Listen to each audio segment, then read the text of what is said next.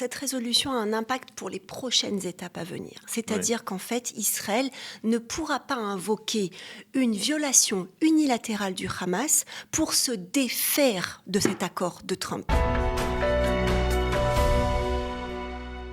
Eh bien, nous avons le plaisir d'accueillir dans ce studio Maître Déborah Abitbol. Déborah, bonjour, Boker Tov. Boker Tov, Daniel. Merci d'être venue dans notre studio ce matin pour nous parler d'un sujet qui est un sujet d'actualité, mais qui est extrêmement important.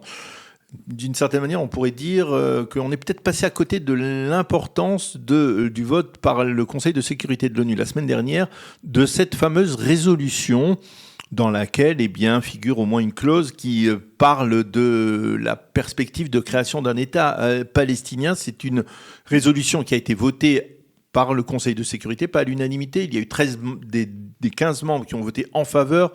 Les 2 membres permanents que sont la Chine et la Russie se sont abstenus. Et donc, c'est une résolution qui est importante. Et vous allez nous expliquer pourquoi elle est particulière par rapport à l'ensemble, on va dire, des résolutions qui ont été votées. C'est la résolution 2803, c'est cela ? Alors la résolution qui a été votée donc, le 17 novembre, c'est la résolution 2803.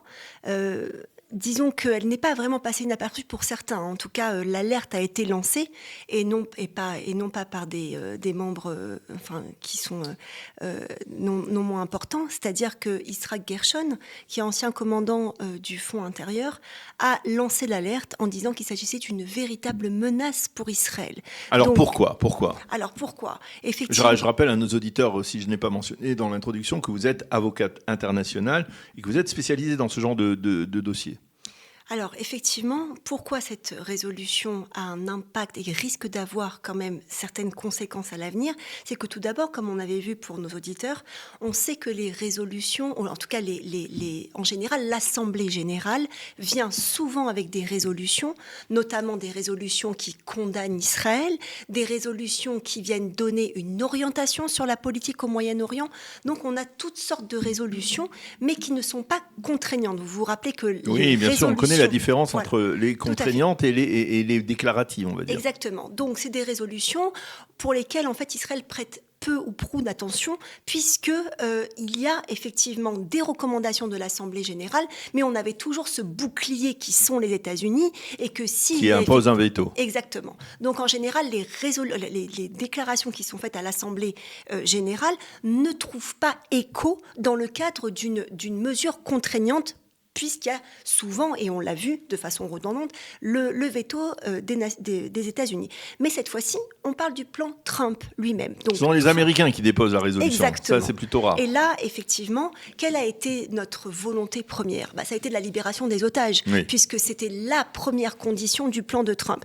Mais on suivit quand même 19 autres points, et non pas des moindres, puisqu'il s'agit des points qui vont effectivement établir non seulement le fait qu'Israël doit se retirer au fur et à mesure, et il y a d'autres points qui parlent de la mise en place d'une force, d'un pouvoir technocratique, si je puis dire. Alors, c'est un terme qui est un peu péjoratif, parce que c'est un peu l'envers du décor de la démocratie. On ne tient pas vraiment compte de la population, mais on tient compte d'intérêts économiques et sociaux, qui a été mis en place effectivement par on mandate des Palestiniens. Qui sont-ils ? Quels sont ces experts ? Est-ce qu'ils appartiennent à Gaza ? Est-ce que c'est des intellectuels palestiniens qui sont aux États-Unis ou ailleurs ? Donc, il y a une espèce de flou juridique au niveau de ce plan Trump. Et en dernière alinéa, effectivement, qui est peut-être passé un peu inaperçu, c'est qu'on est sur la voie native, comme a dit Yitzhak Gershon, une voie vers une reconnaissance de l'autorité palestinienne, en tout cas d'un État de Palestine. Alors, ça, je comprends bien. Maintenant, j'essaye de voir la différence entre ce qui se passe sur le terrain, puisqu'on parle dans les informations, on parle régulièrement de ce qui se passe à Kiryat Gat, qui est le nouveau quartier général des Américains, où se développent justement il y a des commissions qui sont chargées justement de gérer l'aide humanitaire, le déploiement d'une force multinationale, la création d'un gouvernement technocrate.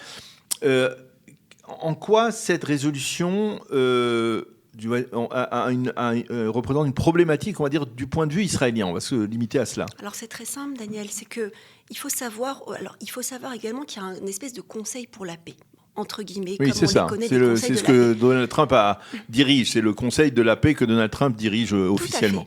Mais dans ce Conseil de la paix, il peut y avoir bien évidemment des intérêts de l'Arabie Saoudite, il peut y avoir la Turquie qui viennent se mêler à l'intérieur, il peut y avoir effectivement le Qatar. On parle d'Israël et de l'Égypte, mais il y a un espèce de flou artistique. Alors il y a Tony Blair, bien évidemment, qui est à la tête de ce conseil, qui va venir apporter son soutien, mais finalement on a l'impression que Trump a mis en place une espèce de tutelle, c'est-à-dire qu'Israël ne va plus être seul décisionnaire dans le cadre de ce plan, parce que, bien évidemment, et nous l'avons vu, on avons pu l'expérimenter, la première condition était que le Hamas ramène les otages morts ou vivants, et finalement, ce qui a été décidé le 29 septembre à la Maison-Blanche, on a vu que presque le 29 novembre, c'est-à-dire presque 2 mois après, on n'avait pas tous les otages. Donc il y a non seulement des violations de la part du Hamas, pas plus tard qu'hier. Oui, bien entendu. Les violations, on le sait. Mais justement, j'essaie de comprendre en quoi le vote du Conseil de sécurité est contraignant par rapport à ce qui se passe sur le terrain. C'est-à-dire aujourd'hui, l'armée israélienne constate que le Hamas essaye de renforcer, de se développer dans la zone où il se maintient. Et on voit que des terroristes du Hamas essayent de franchir la fameuse ligne jaune entre la zone sous contrôle israélien et la zone sous contrôle palestinien. C'est-à-dire, en quoi finalement cette résolution elle a un impact sur ce qui se passe sur le terrain ? Alors, cette résolution a un impact pour les prochaines étapes à venir. C'est-à-dire qu'en fait, Israël ne pourra pas invoquer une violation unilatérale du Hamas pour se défaire de cet accord de Trump. Pourquoi ? Parce que, cette résolution a été entérinée, en tout cas le plan de Trump a été entériné par une résolution. Ce qui veut dire qu'aujourd'hui, Israël pourrait faire l'objet de sanctions, pourrait faire l'objet de sanctions économiques, par exemple. C'est-à-dire, je vais essayer de résumer ce que vous dites. Si aujourd'hui, Israël dit, il n'y a pas de pays qui se sont portés volontaires pour acheminer des soldats qui, d'une certaine manière, formeraient la force internationale qui est chargée de désarmer le Hamas. Eh bien, nous allons nous le faire. Israël ne pourra pas le faire ? Oui, Israël pourra le faire, mais il y a derrière tout ça une finalité, on l'a bien vu, Daniel. Le lendemain, qui est venu à la Maison-Blanche ?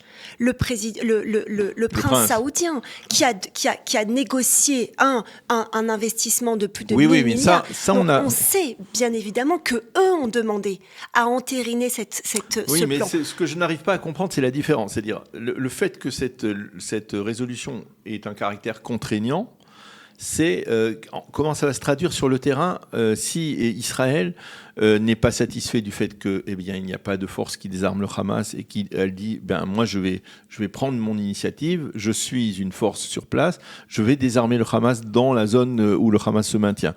Qu'est-ce qui va se passer si, par exemple, Israël dit, non, la seconde phase, dans la mesure où le Hamas ne s'est pas désarmé, moi je ne me retire pas de la ligne jaune. J'ai envie de vous dire que c'est des points qui sont secondaires. Pourquoi ? Parce qu'un Conseil de la paix, une force internationale composée de Palestiniens, les États-Unis qui sont en train de nous annoncer de former des militaires palestiniens, d'où sont-ils ? D'où viennent-ils ?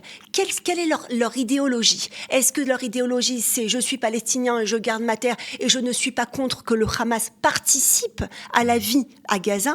La problématique que nous avons, c'est qu'on n'a plus la main mise sur la mise en place d'une force internationale où il peut y avoir effectivement, et c'est pour ça qu'on a entendu les déclarations de la Turquie. Alors, il n'y a pas de force internationale, il n'y a pas de gouvernement de technocrates. Israël dit, moi je reste sur le long de la ligne jaune, sur la moitié de la bande de Gaza. Je continue à gérer les affaires, à voir s'il y a des terroristes qui tentent de s'approcher, je les élimine. Et on continue comme ça. C'est-à-dire, mais est-ce qu'il y a, à travers la résolution du Conseil de sécurité, une force qui pourrait obliger Israël de se retirer ?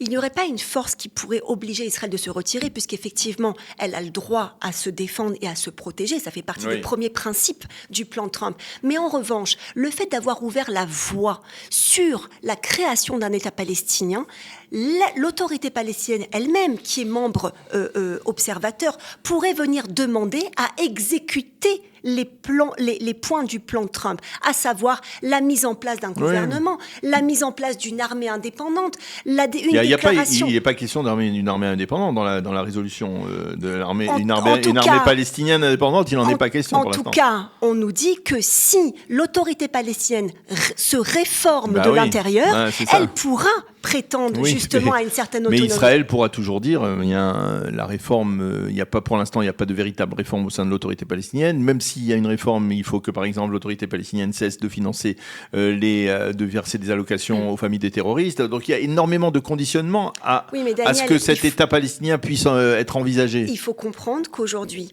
le fait que ce plan Trump n'est plus resté dans le tiroir de la Maison-Blanche et qu'il a été aujourd'hui publié, validé et corroboré en fait par une résolution, permet en fait à des tiers tels que le Qatar, tels que l'Arabie Saoudite, tels que l'autorité palestinienne de venir donner leur avis, à savoir qu'il pourrait y avoir d'autres votes en disant que finalement Israël ne respecte pas le plan Trump, que l'autorité palestinienne a le droit à l'autodétermination, et effectivement on se retrouverait dans une impasse puisque c'est une forme de tutelle. Israël s'est retrouvé sous forme de tutelle et comme l'a dit Yitzhak Gershon, si Israël ne met pas ses propres lignes rouges, ces lignes rouges seront déterminées par d'autres. On lui déterminera ces lignes rouges. Et c'est effectivement ce qu'on est en train de voir. Alors bien évidemment, ça va prendre du temps. On n'est pas tout de suite en train de parler d'un État palestinien, mais il va falloir qu'Israël mette des limites claires à la façon dont ce plan Trump a été entériné auprès du Conseil de sécurité. Alors comment concrètement Israël peut mettre... Concrètement,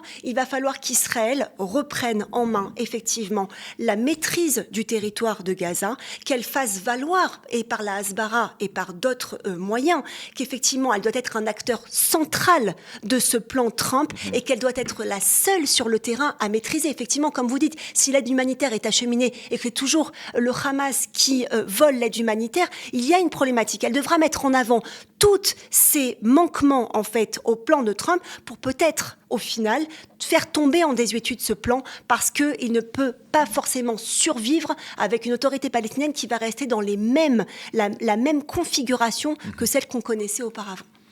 Bien, on l'a compris, c'est pas tout à fait évident, mais en tout cas, c'est important de souligner donc justement l'importance de cette résolution qui est contraignante et qui pourrait placer Israël, on va dire, dans une situation plutôt inconfortable au niveau, on va dire, des relations internationales et peut-être même donc sur le terrain. Merci beaucoup, Maître Déborah Bidwal, de nous avoir clarifié ce point important. On l'avait peut-être pas suffisamment remarqué, mais c'est important de le souligner. Merci, Déborah. À bientôt.